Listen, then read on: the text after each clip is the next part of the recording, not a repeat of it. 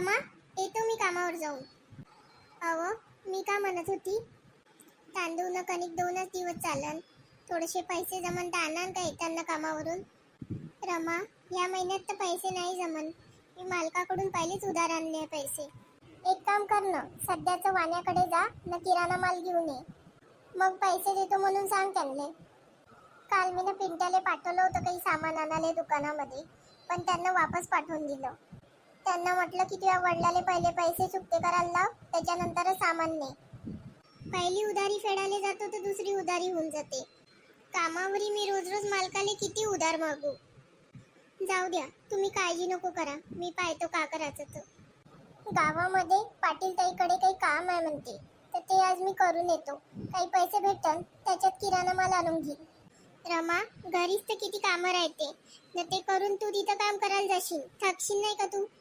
माझी काळजी नको करा तुम्ही, मी करतो बरोबर.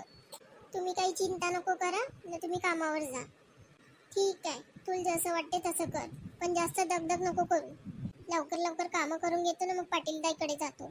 तोपर्यंत पोरं पण येऊन जाते शाळेतून. आई, आम्ही आलो. खूप भूक लागली आई, लवकर जेवण करायला दे. पिंट्या, भात झालाच आहे, फक्त भाजी व्हायची आहे, मी लवकर करतो. तोपर्यंत तुम्ही हातपाय तोंड धुवून घ्या. ठीक आहे आई. पिंकी, इथं मी एक डब्बा ठेवला होता, शेंगदाण्याचा कूट होता, तो पाहिला का तुनं? आई, तो तर शेंगदाण्याचं कूट कुठं आहे? आणून दे ना, मला भाजीसाठी पाहिजे आहे. आई, काल दादानं त्याच्यामध्ये साखर टाकून खाल्ली. मी एकट्यानंच थोडी खाल्ली, तू पण तर खाल्ली ना. तेवढा शेंगदाण्याचा कूट होता, आता भाजी कशी करू? जाऊ दे, आता खाल्ला तर खाल्ला. आई, याच्यानंतर अशी चूक नाही होईल, तुला विचारल्याशिवाय आम्ही काहीच नाही खाऊ. हो आई. जाऊ दे तो विषय आता, तुम्ही हातपाय तोंड धुवा, तोपर्यंत मी भाजी करून ठेवतो. मग मला पाटीलताईकडे थोडंसं कामासाठी जायचं आहे. फक्त तुम्ही दोघं बरोबर राहण करी न. पिंट्या, पिंकीकडे लक्ष ठेवशील. ठीक आहे आई. आमच्या परिस्थितीमुळे किती मन मारून राहावं लागते पोरांना.